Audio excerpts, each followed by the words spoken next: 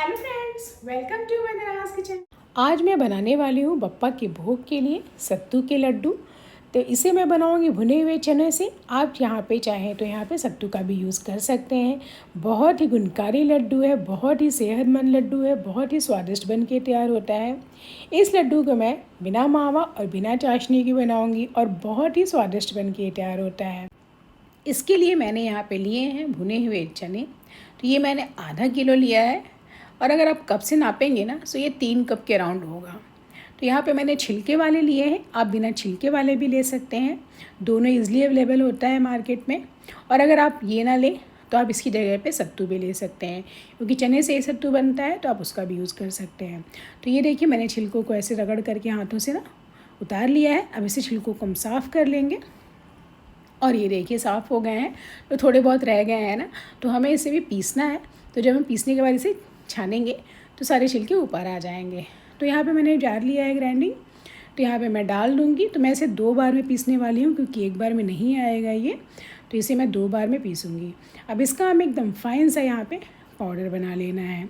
तो ये देखिए मैंने यहाँ पे इसे पीस लिया है और इसका पाउडर बना लिया है। अब इसे एक बड़े से बर्तन में मैं क्या करूँगी, छान लूँगी।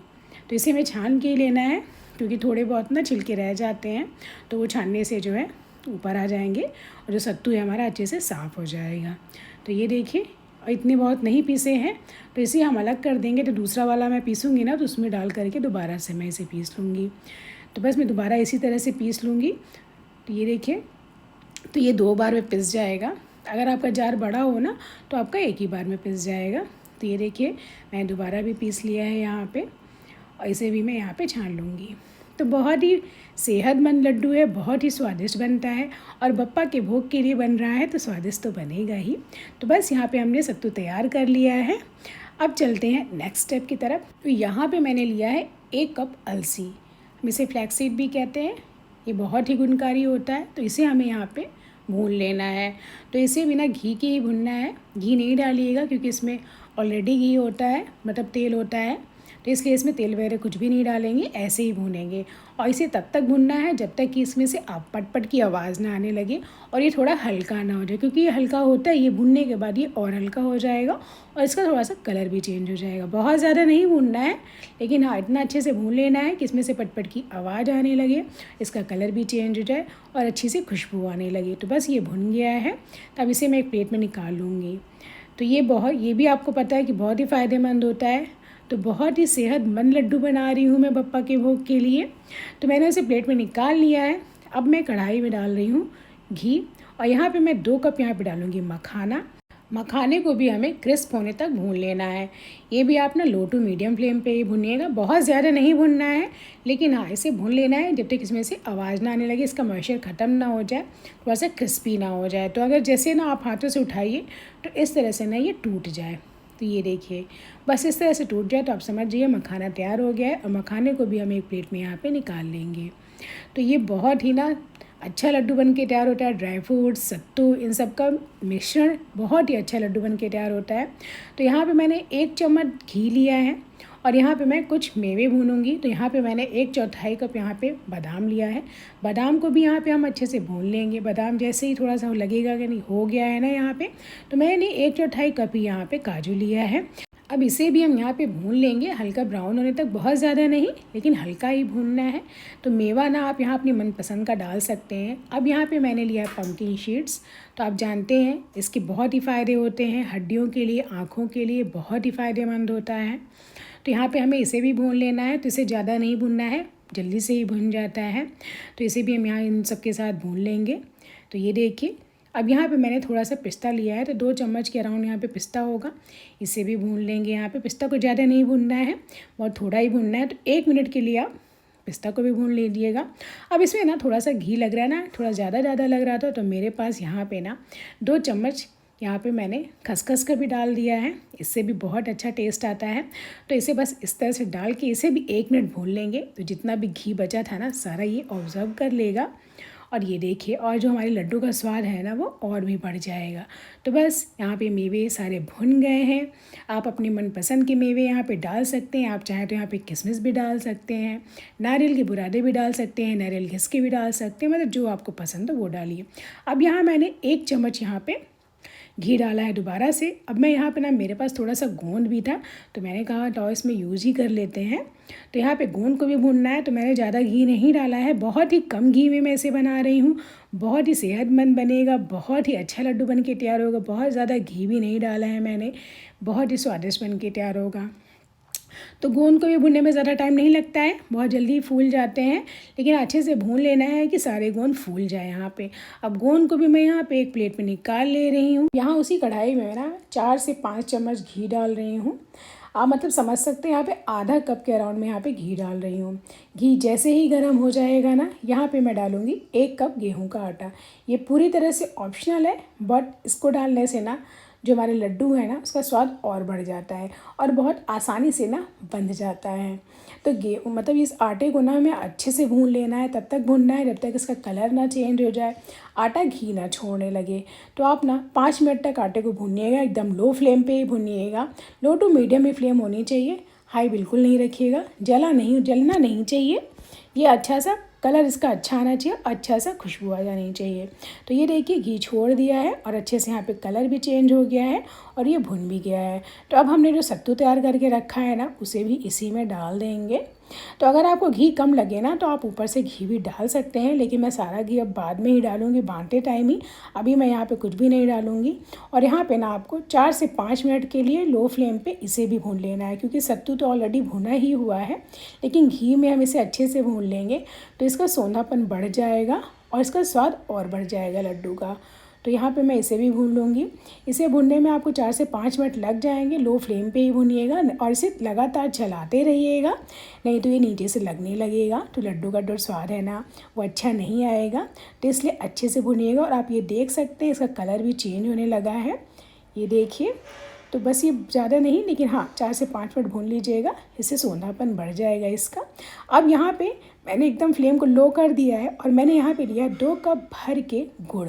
तो गुड़ को मैंने क्रश कर लिया है, तो मैं डाल दूँगी यहाँ पे। और यहाँ पे ना आप इसे भी गुड़ को भी मतलब हमें यहाँ पे 4 से 5 मिनट यहाँ पे अच्छे से इसके साथ में मिला लेना है। धीरे धीरे मिला लेंगे ना तो गर्माहट पा के गुड़ जो है यहाँ पे मेल्ट हो जाएगा। तो अगर आप चाहें ना ऐसे नहीं डालना चाहते तो आप अलग से दूध मतलब गुड़ को क्या कीजिएगा, कढ़ाई में 1 चम्मच घी डाल के घी मतलब गुड़ को मेल्ट करके तब भी डाल सकते हो ऊपर से, लेकिन मैं इसके साथ ही भून ले रही हूँ। तो यहाँ पे ना धीरे धीरे आप चलाते रहेंगे तो गुड़ क्या होगा ना अच्छे से यहाँ पे मिल जाएगा और मेल्ट हो जाएगा। तो ये देखिए, और जो भी नहीं हुए रहेंगे ना तो उसे हम जब मैश करेंगे ना सारी चीज़ें तो हम हाथों से ऐसे क्रश कर लेंगे, हो जाएगा। तो ये देखिए यहाँ पे गुड़ भी अच्छे से मिल गया है। तो हम गैस की फ्लेम को यहाँ पे बंद कर देंगे और इसे एक बड़े से बर्तन में निकाल लेंगे, जिससे ना ये थोड़ा सा ठंडा हो जाए। बहुत ज़्यादा ठंडा नहीं, क्योंकि ये गरम गरम में ही बंधेगा लड्डू, ठंडे में ये नहीं बन पाएगा। अब मैंने यहाँ पे ड्राई फ्रूट जो लिए हैं उसे हम ग्राइंडिंग जार में डाल करके यहाँ पे इसका एक दरदरा सा पाउडर बनाएंगे। फाइन पाउडर नहीं बनाइएगा, एकदम दरदरा पाउडर बनाइएगा, मतलब बाइट्स आने चाहिए मुंह में, इतना आपको दरदरा पीसना है। तो हम इसे अब पीस लेते हैं। और ये देखिए मैंने यहाँ पे पीस लिया है और मैं आपको दिखाती हूँ। ये देखिए आपको सारे ड्राई फ्रूट्स दिख रहे होंगे, मैं एकदम दरदरा पीसा है, एकदम फाइन पाउडर नहीं बनाया है। अब इसे हम क्या करेंगे, आटे में मिला देंगे यहाँ पे सारा।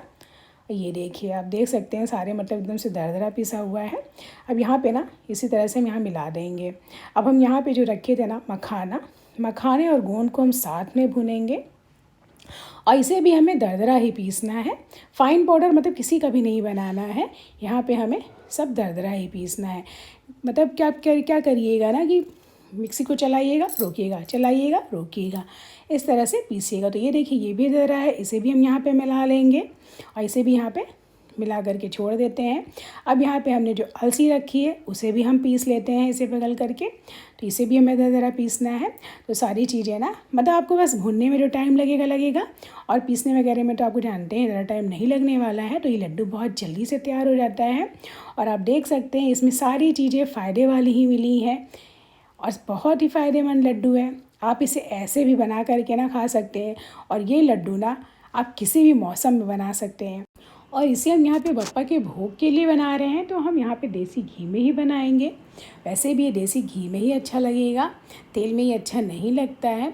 अब यहाँ पे ना घी मुझे बहुत कम लग रहा था, तो मैं यहाँ पे आधा कप घी और डाल रही हूँ और इन सारी चीज़ों को हम यहाँ पे अच्छे से मिला लेंगे। अभी भी ना ये बहुत ही गर्म है, लेकिन हमें ना इसे गरम गरम में ही बांधना है, मतलब बहुत ज़्यादा गर्म नहीं, लेकिन हाँ थोड़ा बहुत गर्म रहना चाहिए कि आसानी से बन जाए। तो ये देखिए मैंने यहाँ पे अच्छे से सारी चीज़ों को मिला लिया है। जो थोड़े बहुत गुड़ रह गए थे उसे भी हाथों से मैंने क्रश कर लिया है। अब हम इसके लड्डू बना लेते हैं। तो आप जितना भी बड़ा छोटा बनाना चाहे बना सकते हैं। मैं बहुत ही छोटा नहीं बना रही हूँ, बहुत बड़ा नहीं बना रही हूँ, थोड़ा मीडियम में बना रही हूँ। बप्पा के भोग के लिए बना रहे हैं तो थोड़ा अच्छा सा बना लेते हैं। तो यहाँ पे मैंने मीडियम में बनाया है, बहुत आसानी से बन जाता है। बस हल्के हाथ से आप इसे दबाते जाएंगे और ये इसी तरह से बन जाएगा। तो ये देखिए मैं आपको एक दो और दिखाती हूँ। थोड़ा सा ऐसे हाथों में उठाएंगे और बस बहुत हल्के हाथों से यहाँ पे हम इसे बनाएंगे।